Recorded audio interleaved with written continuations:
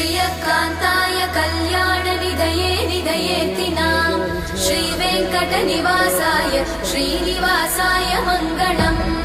लक्ष्मी सविभ्रमालोकसुभ्रूविभ्रमचक्षुषे चक्षुषे सर्वलोकानां वेङ्कटेशाय मङ्गलम् श्रीवेङ्कटाद्रिशृङ्गाग्रमङ्गलाभरणाग्रये मङ्गलानां निवासाय श्रीनिवासाय मङ्गलम् सर्वावयव सौन्दर्य सम्पदा सर्वचेतसां सदा सम्मोहनायास्तु वेङ्कटेशाय मङ्गलम् नित्याय निरवध्याय सत्यानन्दचिदात्मने सर्वान्तरात्मने श्रीमद् वेङ्कटेशाय मङ्गलम्